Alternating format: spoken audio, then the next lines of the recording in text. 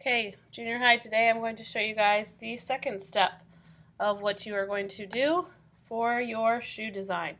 Alright, so this is where we left off. I have a shoe, and you want to make sure that you don't have any clear white areas, because if it's white, it's actually going to be clear, okay? So everything needs to be filled in with a color before you guys add a background. And you will see why, because if it's not, it treats it as clear and little pieces of your background come through. All right. So other things you can do, you can use your shapes, fill up these areas however you want. It's probably kind of a goofy looking shoe, but that's what we're going to go with, okay? All right, so I have my shoe, and it's by itself. Now, number one thing you do not want to do is hit the flower plus where your shoe is, okay? Forgot to show you guys last time, but to save everything, make sure you hit your 4 boxes and hit save, okay? So hopefully you watch this quick if you are. That was probably an important thing I should have showed you, but okay. Now it's back in my gallery. When I pull it up, I highlight it and hit edit, okay? Like I was saying though, if you hit the flower plus button, what it's going to do is say, oh, you want to replace this layer, and it will just totally delete what you have there. So do not hit this, okay? Hit the plus sign to add a layer. Make sure this layer is outlined in blue, not your layer. Otherwise, it will replace that layer. Whatever's outlined in blue is where it's going to go. So I've added, I hit the plus sign to add a second clear layer. Now hopefully you have found an image online, you have spent some time Googling an image that you want to use as your background. Okay? I'm just going to go through here and try and find something. Okay, there I have the street scene. So I find it and I select it. There it is. Okay? Making sure this layer is still highlighted. This is the layer I'm working on now.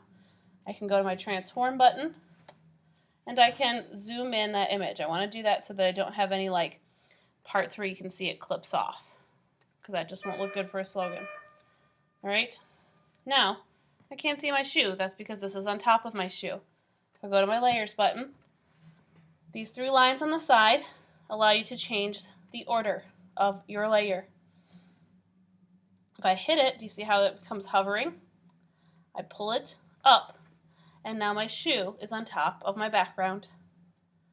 Because it is there now, I can select my shoe, because now I want to move that layer. Whatever layer you want to work on has to be blue. I go to my transform, and now I can manipulate the shoe within the background environment. Make it bigger, make it smaller. Okay, position it however I want it in the image. Once I get it where I want it, hit done. Okay? All right, so I have a shoe, I have a background. Now, I'm going to hit my 3 buttons. This is how you add your slogan and your descriptors. Hit text, like this. It pulls up all this keyboard. Pick your slogan. Your slogan has to be at least 3 letters, which you should have known by now. Okay?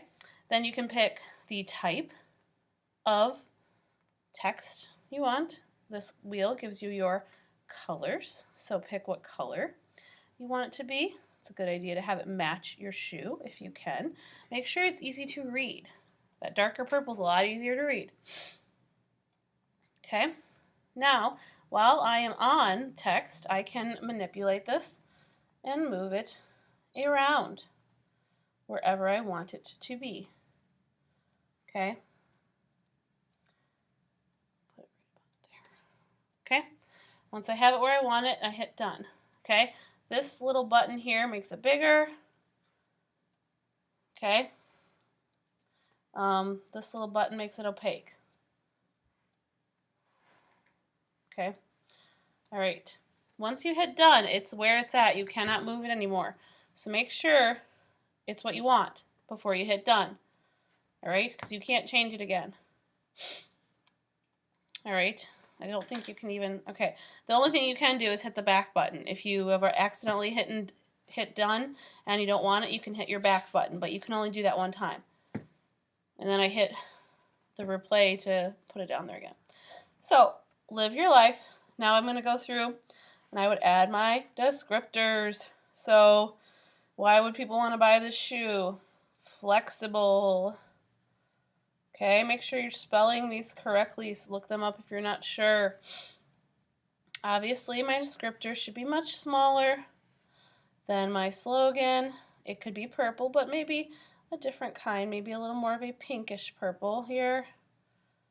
Okay, and it should be quite a bit smaller. Okay, so I'm going to move this around and put it where I want it to go. All right, so there is my first descriptor. All right, I would need 2 more. All right, once I have it the way I want it, I'm going to hit done again. So now I'm going to keep adding my descriptors, and I'm almost finished with this project.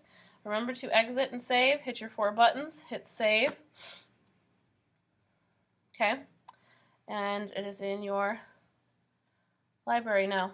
Okay, in case you need to email it or anything to anybody, you're going to hit that item. You're going to find the flower with the arrow, because this is now something that has to add to my photos because it's in this app only. Choose the direction I want it to face. Remember, flower with the arrow. And now it is in my photo library and I could pull it up. Okay? Good luck, everybody.